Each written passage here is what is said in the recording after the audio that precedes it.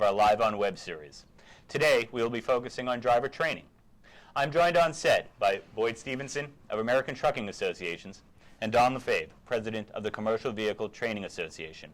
In a few moments, we will also be joined by Dan Bearth, TT's Senior Features Writer. We will dive into the ongoing efforts by FMCSA to develop entry-level driver training standards and hear directly from a top trainer at a large truckload fleet and the program manager at a training school.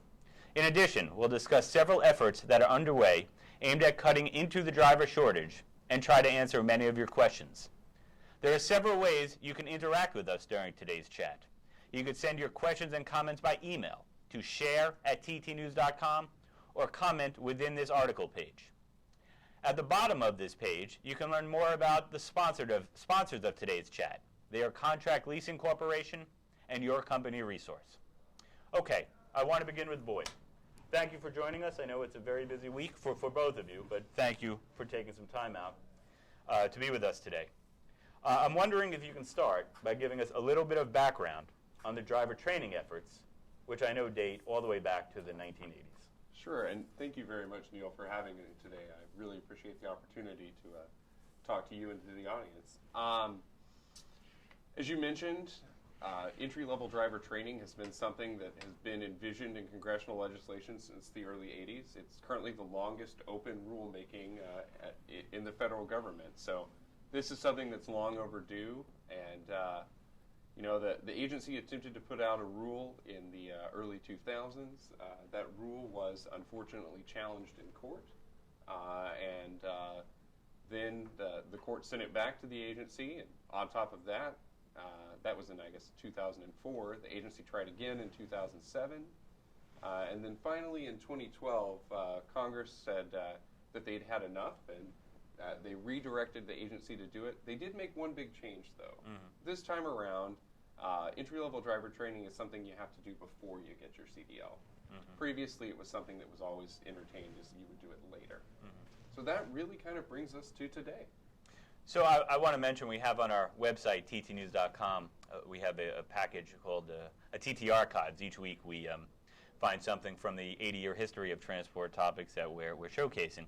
This week we have the lead story from the 1980s edition of Transport Topics, where the driver training was initially passed, signed into law by President Reagan at the time, and started the process which we still are talking about today. So through MAP 21, Boyd, I know that FMCSA is going about this a little differently than in the past. I know they put together a 26-member panel, which you are one of the members on, which is one of the reasons we appreciate you being here to share the information with us today. And they're going about a process called negotiated rulemaking. There are a lot of buzzwords around DC. I know right now in talking about driver training, that is one of them. I'm just wondering if you could share a little bit about the panel itself and what exactly negotiated rulemaking means. Sure. Negotiated rulemaking is something we have not heard a lot about in the trucking industry, but it does date back about 20 years now. It's been in use. Generally tend to find it used in the Department of Education or the Department of Energy. There have been some Federal Railroad Administration negotiated rules, but essentially what happens is the agency puts together a committee of interested parties. ATA is obviously an interested party in anything that's going to affect the trucking industry. In this particular case, there are 26, and we will, all of the committee members need to come to consensus and make a recommendation to the agency about what an entry-level driver training rule should look like. After the committee makes that recommendation, the agency, of course, we can't let just 26 groups or people bind the federal government, so the agency is free to agree or not agree as it sees fit. And I should add that the agency is one of those 26 parties. So as far as the committee itself is concerned, they are just another person sitting at the table. But then after that, they will put the rule out for comment as a proposed rule, and things really go much as they would in the traditional process. The idea just being that those who were most likely to have concerns about a proposed rule probably were represented on the committee and will be unlikely to raise any serious challenges. So bringing everyone a lot of different groups to the table ahead of time, and as opposed to it comes out and then maybe some of the negative reaction. Is let them have a voice earlier in the process maybe than otherwise. Exactly. So I know the first two-day meeting, there's a series of two-day meetings, and we'll get to the schedule timetable shortly. The first two-day meeting took place last month. Can you give a bit of detail as to what took place at this first set of meetings for this process? Sure. The first meetings were as boring as you would imagine a committee's early meetings being. We did a lot of procedural things. We sat around and decided what it meant to come to consensus. Mm-hmm. That was the only thing we had to have unanimity on, was what consensus means. We decided that out of the 26, 3 people can say no, and something still has that consensus to move forward. 4 or more say no, and it's out. And I think that was a really good choice. It's very, very difficult to get 100% of the cats you're trying to herd to do anything, and 23 out of 26 is pretty good. The other thing that we really did was kind of give everyone an opportunity to say, who they were, what their organization represents. And finally, we had a discussion about what exactly an entry-level driver is. And that is really the only substantive discussion we had while we were there. And we're going to get back to that in a second. But I want to turn to Don now. Thank you also for taking the time to come over and join us. Now, you, CVTA has a member of the panel. You are not on the panel, but one of your staffers are. Is that correct? That's correct. You were in attendance, I understand, at that first meeting also. Just wonder from the audience, I guess, perspective, if you could just share a couple thoughts as to how that went. I thought it went well. I think that there was a great sense of anticipation and build up to this committee. I think people want to run before we walk, and we had to kind of go through the as Boyd mentioned, the procedural aspects of this, which is actually very important. Part of what we did last week was actually establish certain committees to break down the respective issues. But I'm really left with a sense of optimism. I think people are glad that we are starting this process. It is a short timetable that I know you'll kind of get to in a second, but we're cramming a lot of dense material in a short amount of time. But I think I remain optimistic that we'll tackle it. So let's go to a question that we received leading up to today's program a number of times.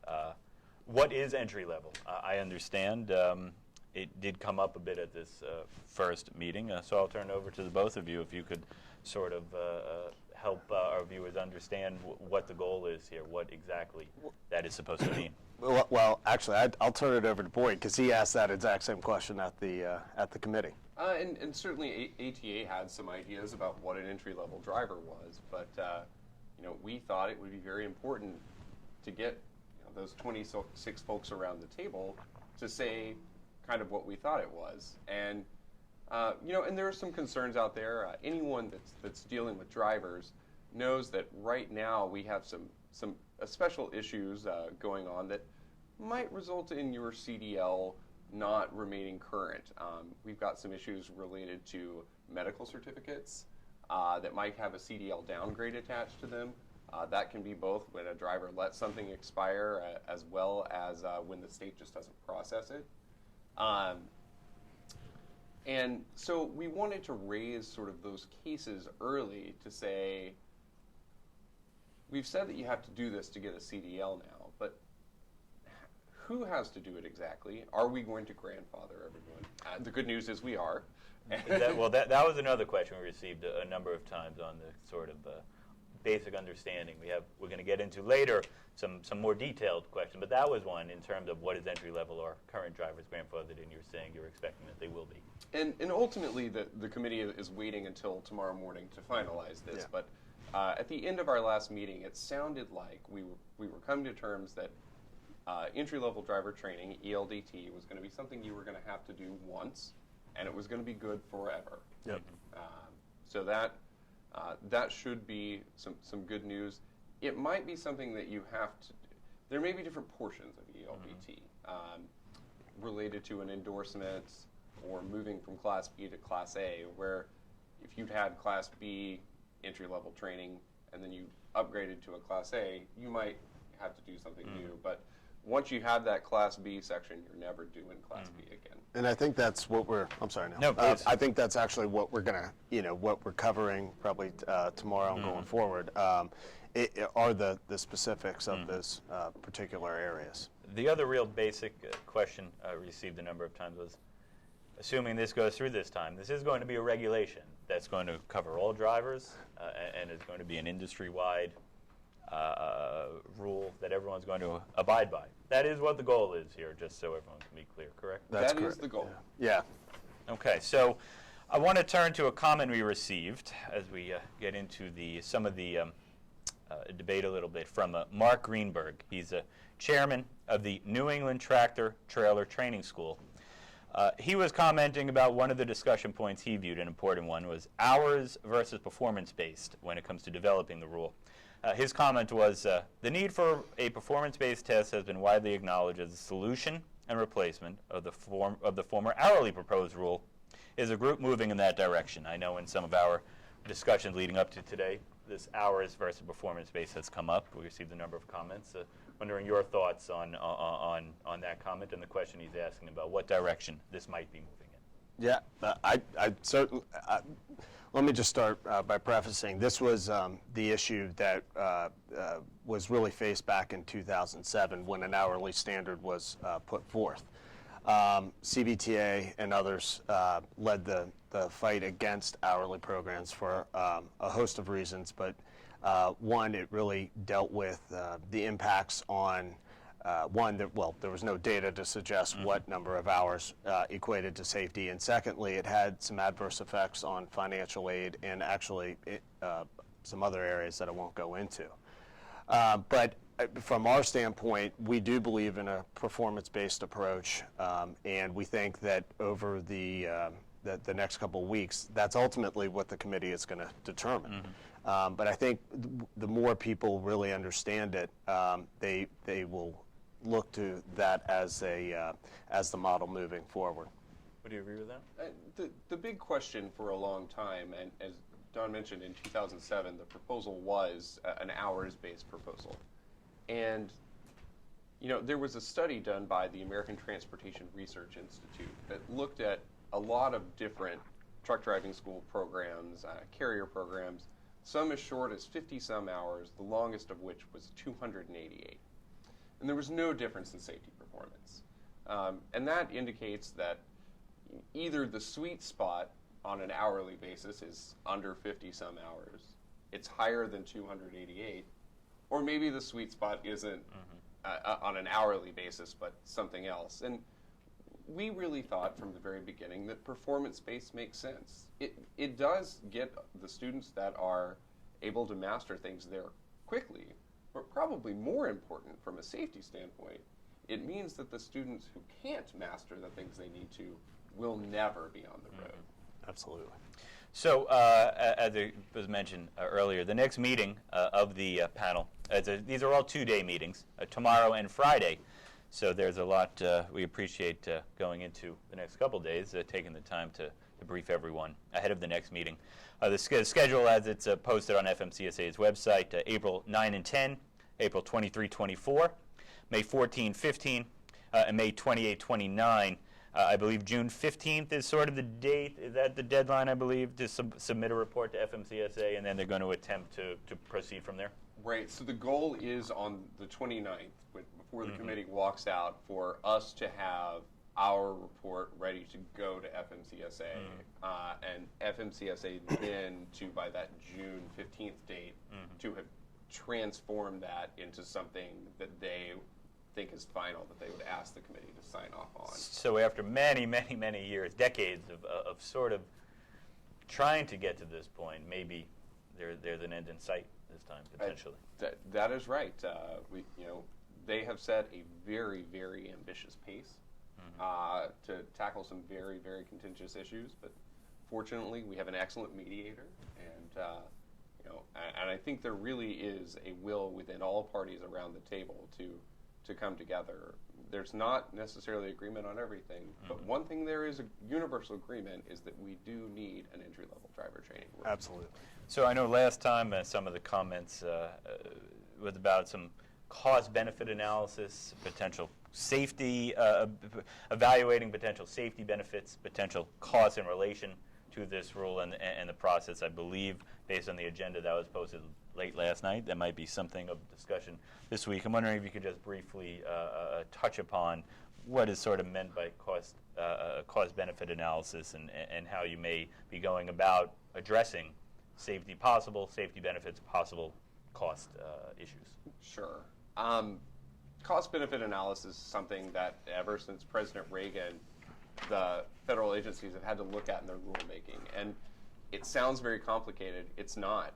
At the end of the day, you have to score all of the benefits of a rule against what it costs to implement the rule. If it costs more than the benefits you expect, then we don't put the rule out there. And this, in fact, was the challenge with the proposed rule in 2007, was at the end of the day, its costs that could be demonstrated exceeded the benefits.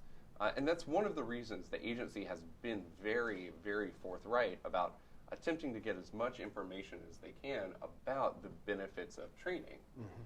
Because one thing we do know here is that I think intuitively all three of us can agree there are probably safety benefits to driver training, but it's very difficult to quantify exactly what Correct. they are. And also, actually, this kind of relates back to a question you asked earlier. Will this become a regulation? And there's a couple of hurdles I think we have to overcome before we get there. Obviously, first is that we have to achieve consensus, and that's been defined as no more than 3 negative votes. But this cost-benefit analysis is a huge one, and essentially we have to go through and add up all the costs of what it would be to send individuals to training programs, what the cost of those training programs are versus what the safety benefits, and as Boyd, I think, articulated, is those safety benefits are oftentimes hard to quantify.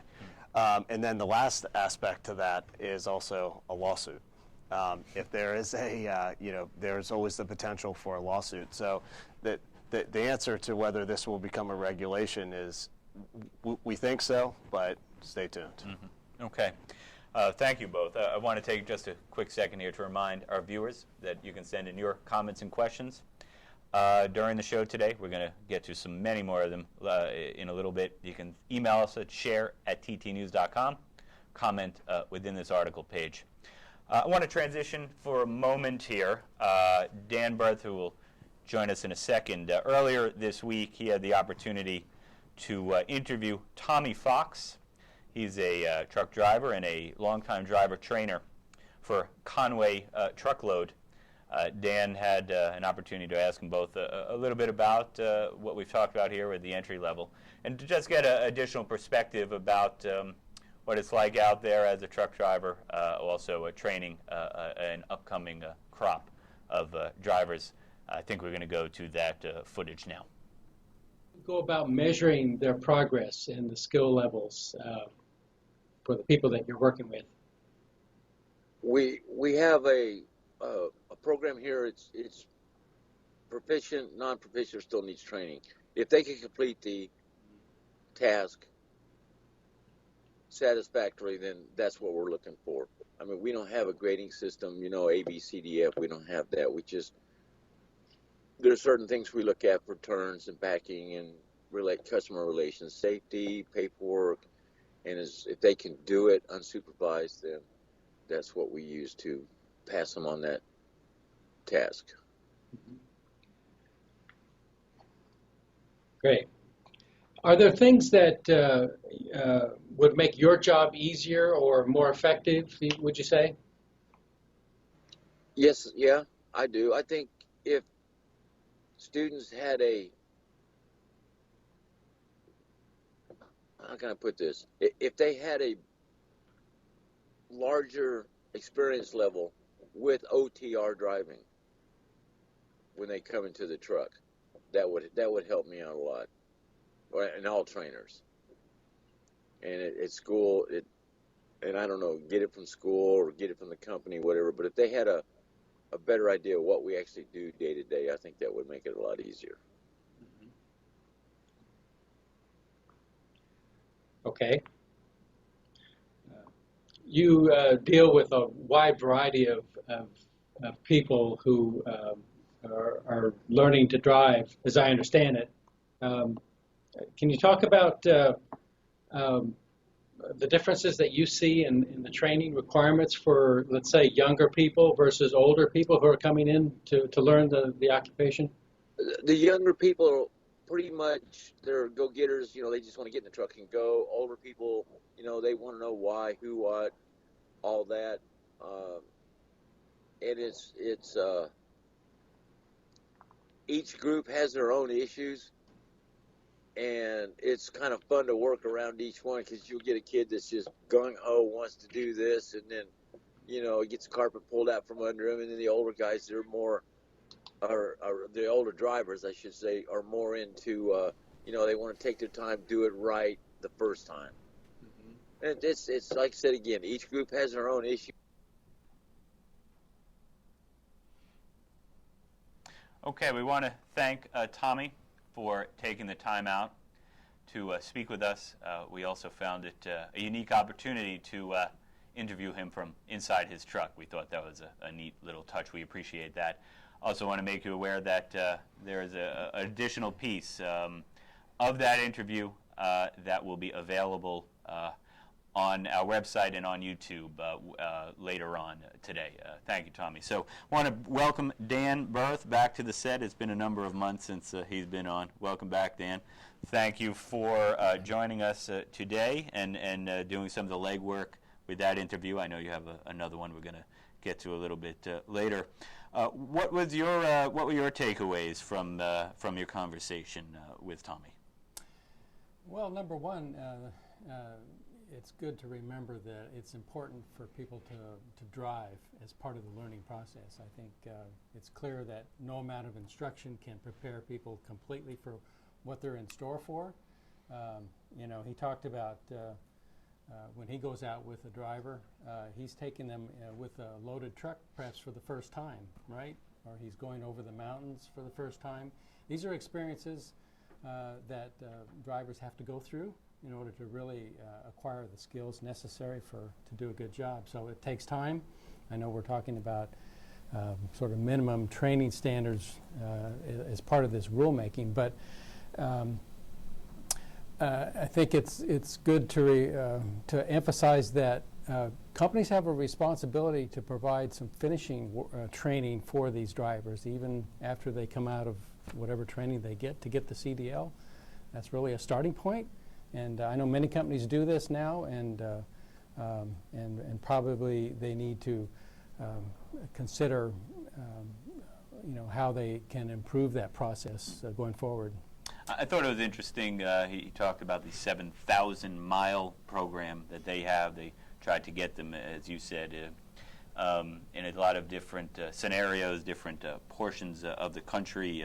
Even I think he referenced, sort of get them in a truck stop. They may not be familiar with some of the workings there. And I know that comes a little bit after maybe the entry level. I thought that was sort of felt like a lot of miles to me until maybe I sat back and thought about it and said, yeah, I guess in Conway's opinion, certainly it takes a long time to really get up to speed. Wonder if you had any thoughts, Dan, about that program, or any of our other panelists about a program like that, if that might be common elsewhere, or if there's a feeling that something like that clearly might be needed to make sure someone is fully prepared for all the challenges that they may face on the road.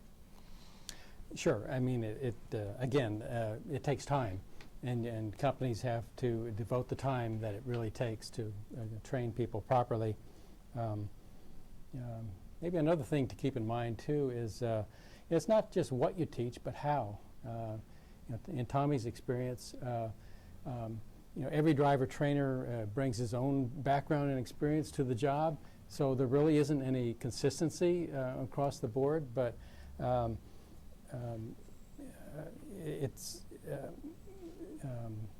people need to think about that if they're going to have a standard, any kind of minimum training standards. You need to think about how you prepare people for the jobs, how you set that up, and who's involved. So, and maybe just one other thing that I take away from that interview is that it's not just a question of getting bodies in the classroom or to training. It's selecting the people who have the best potential to be truck drivers and stay on the job. So there's a lot of fallout from people who go into this job and then don't stay, right? So I think people need to do more work, perhaps psychological profiles or something like that, to look at who has the right attitude and the right skill set to become good truck drivers. That's a good point. I also want to, if anyone has comments about what Dan said, also want to mention a couple people had asked ahead of time, is there any discussion about training the trainers, whether as part of this panel or just what is the process? People had asked things, should there be a minimum length of time before becoming a trainer? Does one need to be accident-free forever, a certain amount of time? Quite a few people seem to want to just get some sort of inkling as to besides what those training standards should be for the incoming, how to make sure that from the trainer side that they're getting the right trainer at the same time. Yeah, one of the issues that we are going to cover is instructors. Mm-hmm. And actually, CVTA has an instructor certification program, which takes somebody's experience and teaches them really how to train individual drivers. So we anticipate that we'll delve into that. It hasn't been announced yet when we'll tackle that subject, but it will be addressed. Dan, do you have? I did want to jump in and just to sort of comment that Tommy is exactly right. In your conversation with him, Dan, one of the things he talks about is the necessity of spending time on the road. And the current rule that is out there that the court vacated back in 2004 and sort of started this whole mess all over again was knocked out because there was no behind the wheel time attached to it. Mm-hmm. And we do know that the more time someone spends behind the wheel, the more effective they are going to be as a driver. There's no real substitute for time where you are behind the wheel looking at what you're moving through. It's also I think important to note that one of the things that won't be covered in this rulemaking, though, is finishing schools. So I know a lot of our carriers and obviously ATA members have finishing schools, but that's one of the things that the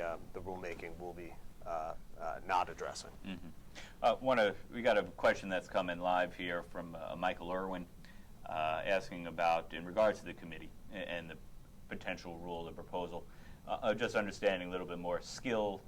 Will this be based on skill or performance?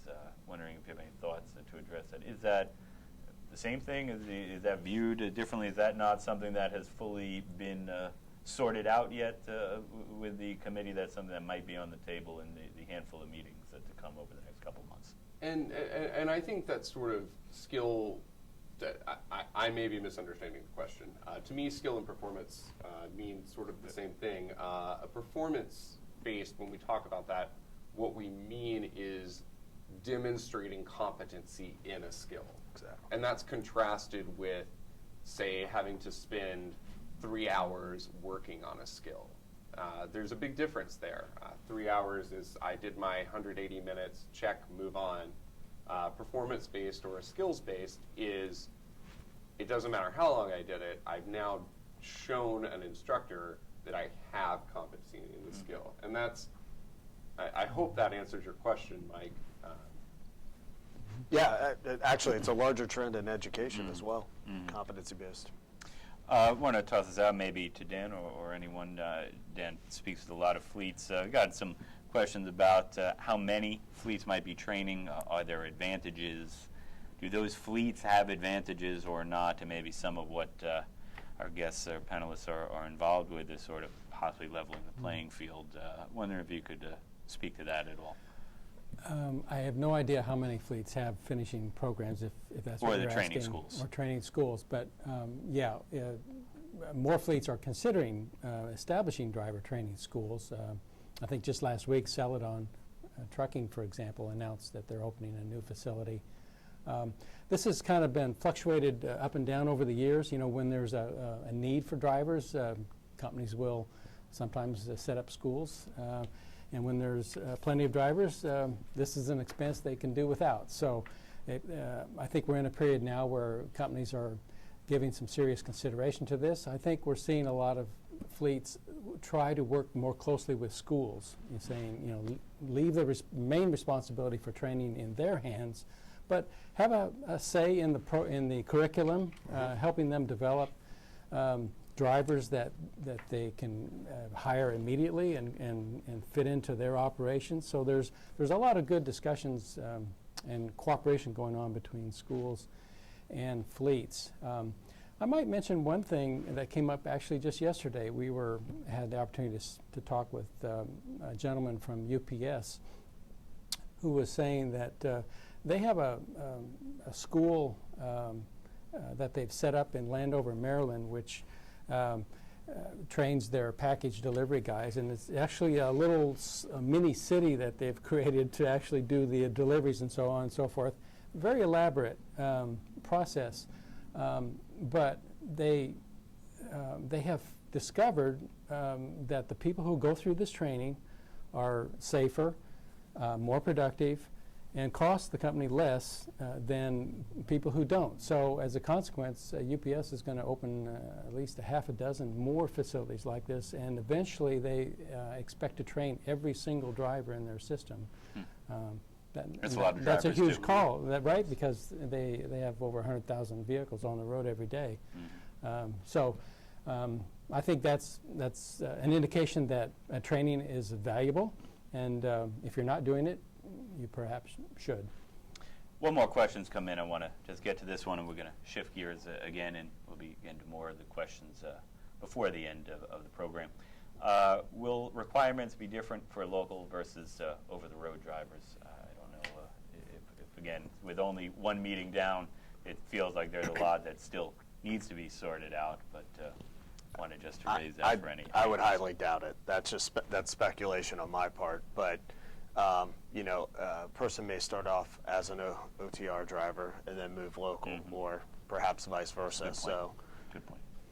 It would be very difficult for the government to establish a system that puts requirements that are different than the endorsements or the licenses it gives out now.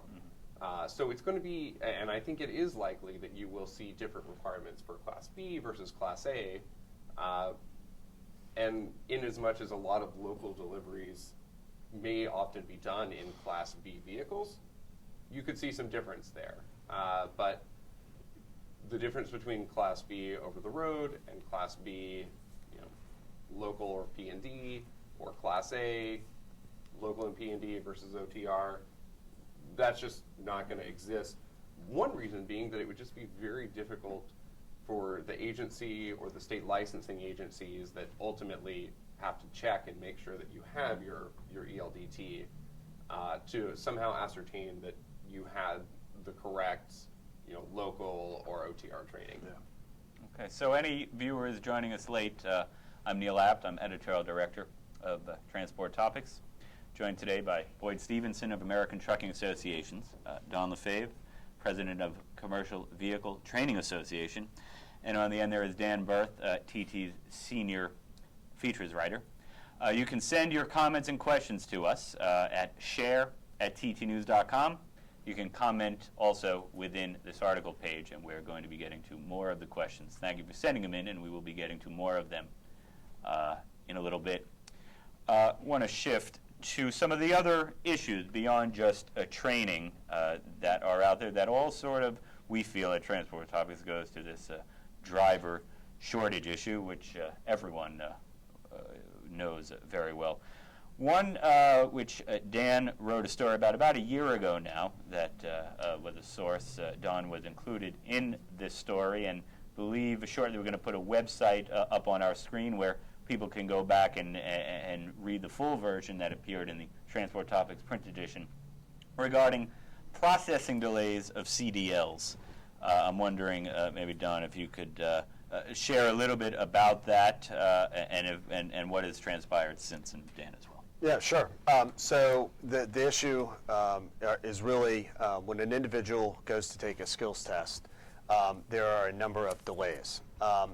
Last year, 22 members of Congress actually sent a letter requesting a GAO report, and we anticipate that report, which will examine this delay issue, should come out later this year. What we have experienced and a number of our schools have experienced, and most importantly, our students are experiencing, are delays of upwards of 45 days in some places like California. And so this is the primary distinction and why these delays we think are occurring is you have certain states that test solely through their DMVs and other states that test through third-party contractors in addition to their DMVs. And what we have found through just our research is that the delay times in states that only have testing through DMVs are significant wait times. And this is it really impacts the student. A student typically has a pre-hire letter from or multiple pre-hire letters from a carrier and is waiting to get into that job, but they can't get into that job without the CDL. So, you know, if it takes 45 days to get an appointment to get tested, God forbid they should fail, because then they're going to have that equal time. So we're calling on Congress to address this year, to address this issue in the highway bill.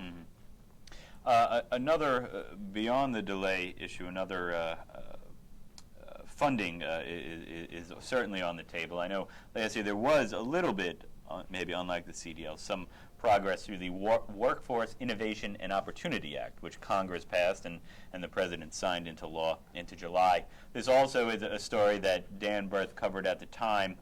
We're also making that story available to viewers today. They can see the URL that's going to be posted on the screen and learn more about that.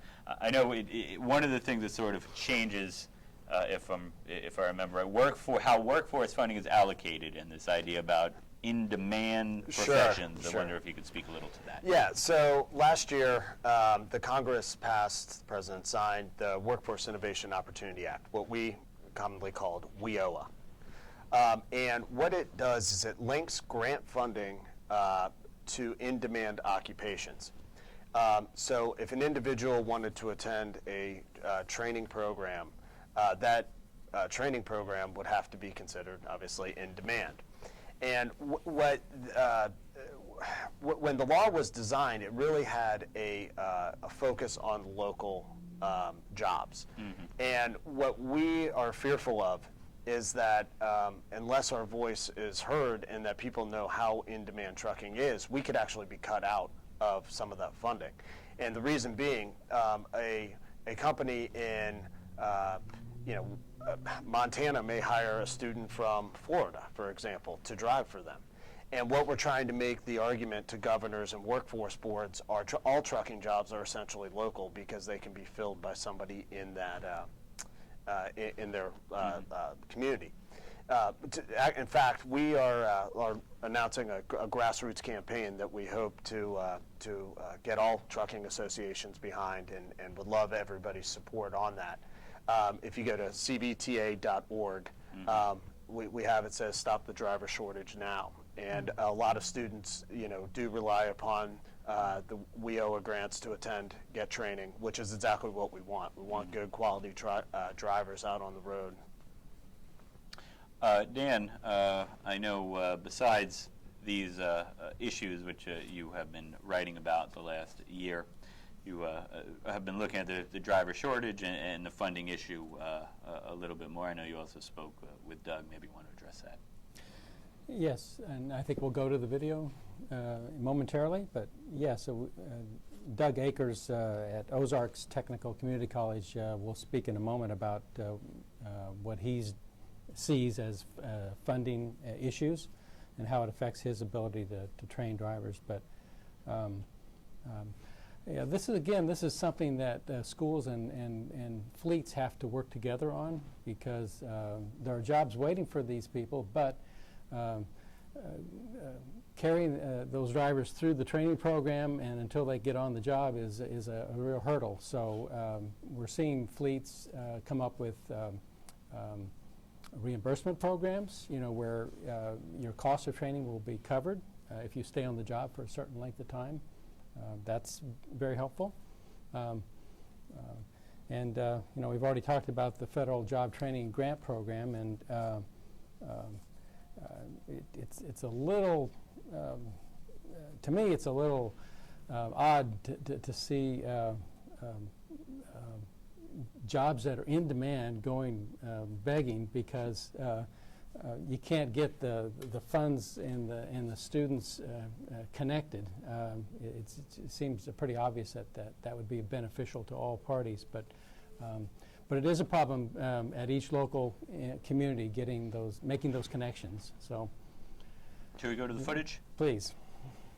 We know a lot of students rely on grants and loans to attend driver training programs. And we've seen some legislation in this past year to focus more on job training assistance. Have you seen a change in the amount of money available to students to take driver training courses? Well, in my region, it's really been cut back.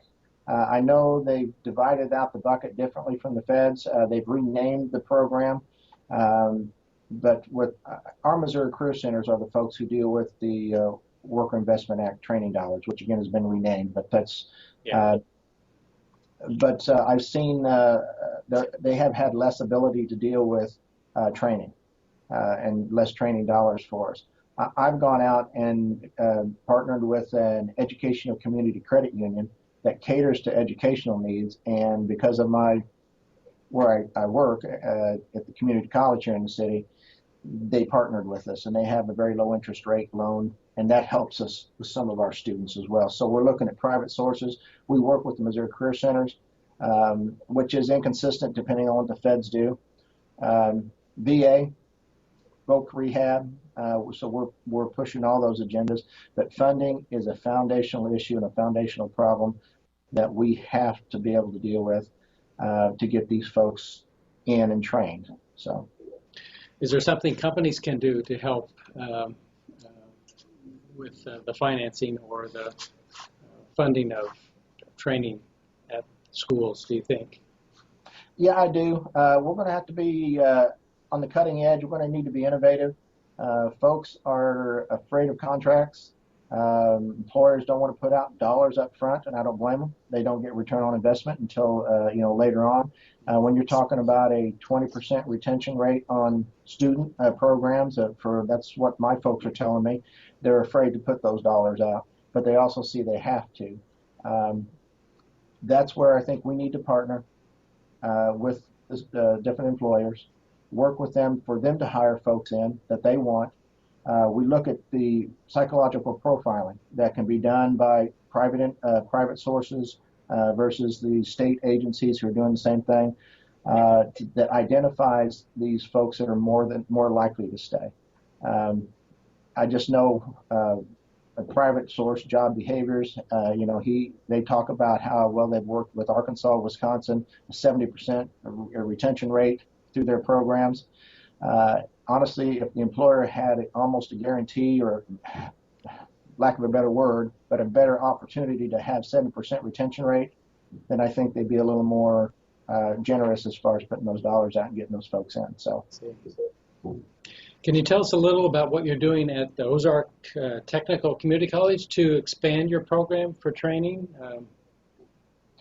Yes, actually, what we're in the works.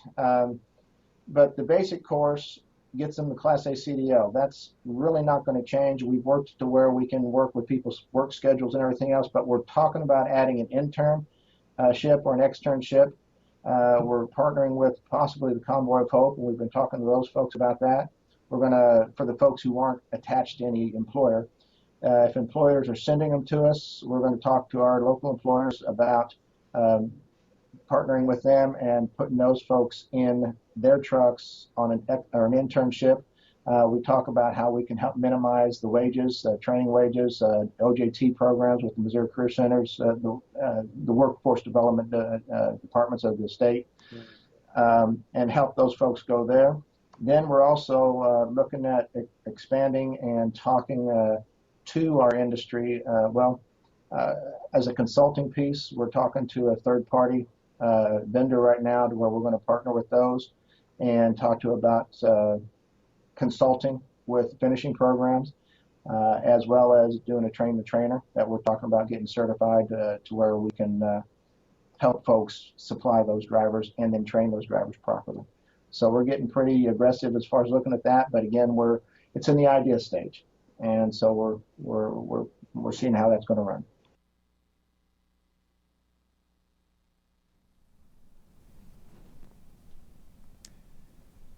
Yes, hello.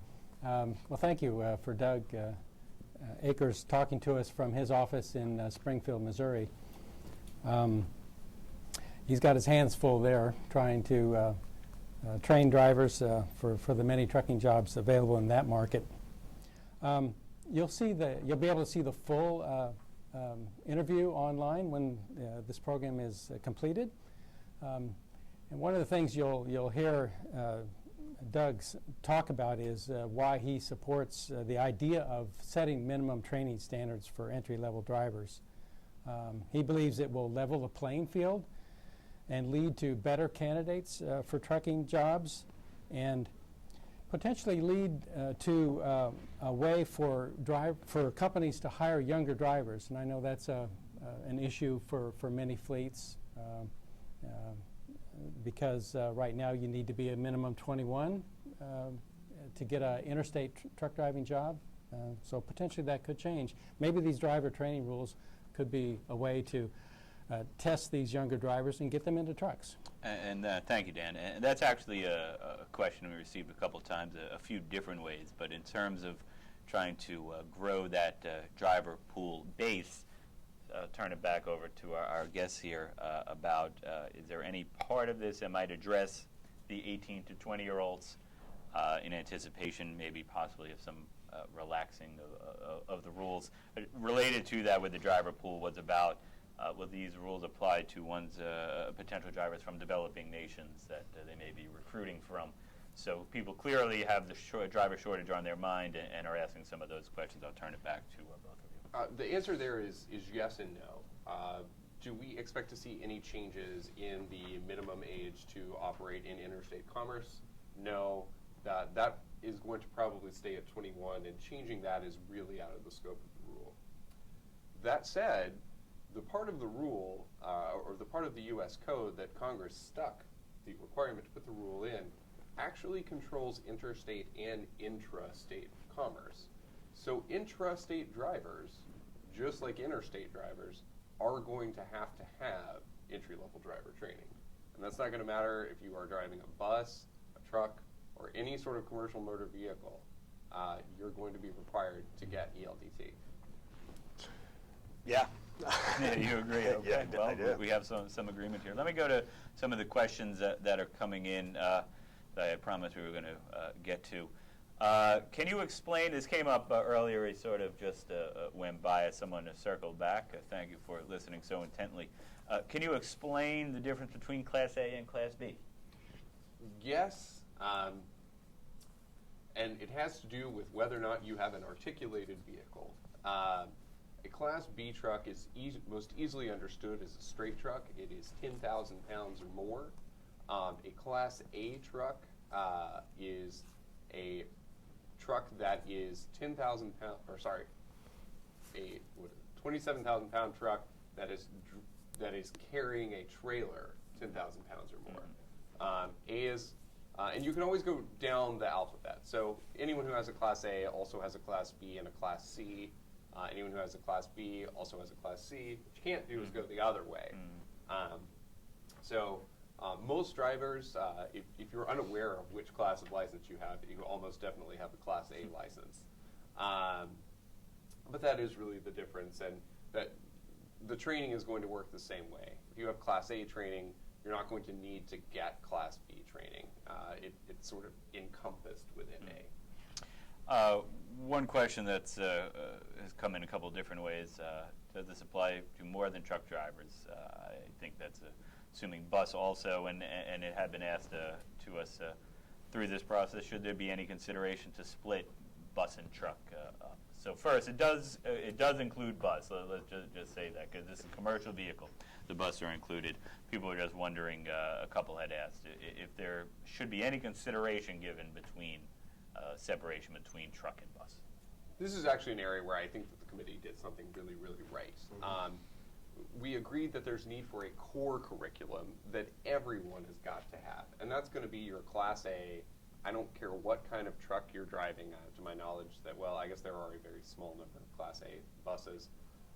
Everyone's got to do this, and the same for Class B, which is most motor coaches, as well as a lot of straight trucks. But then we said that, and following the direction of Congress, there need to be some ELDT for a hazmat endorsement, for a passenger endorsement, and for a school bus endorsement. So is there going to be some specialized bus training? Yes, there is. On the truck side, we're looking at hazmat would be one of the key areas where there would be something additional, something specialized. Beyond that, it'd probably be okay. You're expecting at this point. I know nothing has been said, but that's what we're anticipating at this point. Right. We didn't look into the idea of the tanker endorsement or the LCV endorsement. The fact is there are already some pretty heavy regulations that cover the sorts of training and knowledge and experience you have to get either of those.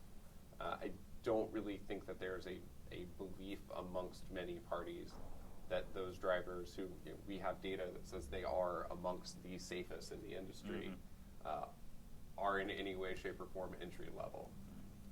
Another question that's been asked a number of different ways, I'll try to sort of sum it up, is does a new driver have to go to a school? Will non-traditional school training methods, even if it's one was asked in a way of handing it down from generation to generation as opposed to the traditional school setting, how might that play out through the rulemaking process? Well, this actually was addressed early on in the committee last time they met. And the answer that we received was that, yes, you would have to go through a school or carrier program. That was the read of the FMCSA. Okay, we have from Michael Adams, a training director at National Training, had asked about focus regarding not only pre-CDL training, but if there's any discussion about post-CDL training. I know someone else had asked separately about post-collision training, if that is what the group will be getting into, or this is more about just setting those minimum standards to get that CDL initially. And this is about getting those minimum standards. And I think that we need to be very cognizant of the fact that generally what we're calling post-CDL training today, most carriers refer to as finishing school. Finishing school is not going away. There are some things that carriers are just going to want to make sure that their new drivers can do. You're going to do a road test for your new drivers. Even if you know they had a great road test from a very trusted school that did third-party testing, or that they had a very, very competent state inspector doing their skills test, you have a regulatory obligation to know that your drivers are qualified. You're going to road test them. You're going to train them on your logging methods. In fact, one thing that we know that the carriers actually tell the schools is, please don't train them on electronic logging devices because there are so many different ELDs. We want to make sure that we're just training them to ours instead of trying to undo the work you did and then train ours. So things like that are always going to happen. And even if there is, right now, finishing school tends to involve, and right now it involves both safety culture and training. Safety culture is always going to be a part there. The question is, how much of that training can we move to the before the CDL line, left of skills test? I want to make sure before we run out of time, and we're going to get to a handful more questions before we sign off today. Still a couple in the queue. Is about insurance that may not go directly to the panel and what's going on. But we've received a number of comments regarding support what's going on, whether they may have their own opinion that many have shared with us what they feel should happen, but we felt the groundswell of support for trying to sort this out. That had come with a big but or big however. My insurance company is not as supportive of this idea as I am.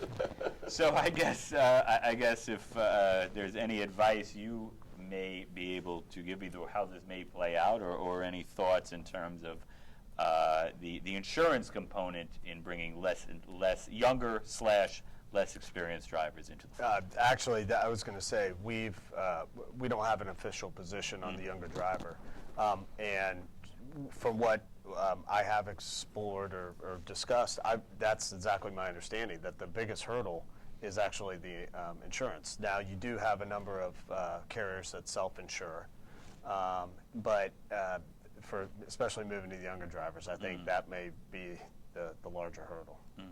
I do want to mention reporter Jonathan, TT reporter Jonathan Reiskin wrote about this story, wrote about this issue, I believe it was in October, spoke to a number of fleet executives regarding the insurance issue. They recommended having frank conversations with their carriers and with the insurance carrier, I should say, to try to address this and sort of come up with document the extensive training and the methods that go on. But the fleet executives back in October also agreed that this was a problem, something that has not gone away yet, and is a hurdle to getting more younger drivers.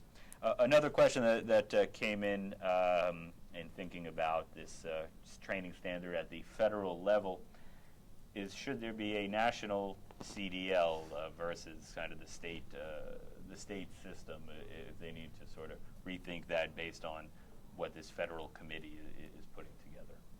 Sure. First of all, I think a national CDL is a political unreality. The fact of the matter is that we have a constitutional system of governance that leaves a lot of powers in the hands of states, and the states are very, very, very zealous in guarding the powers that they do have. At the end of the day, identification and licensing is just not a federal function. So before we get into the merits of it, I think that we should definitely note that politically it's unreachable. Might things be easier to track if we had a federal license? You can make that argument, but I think we can also make the argument that, we have 50 states and they are all very competent at what they do, and they're showing that they are just as good at keeping track of those matters as the federal government might be.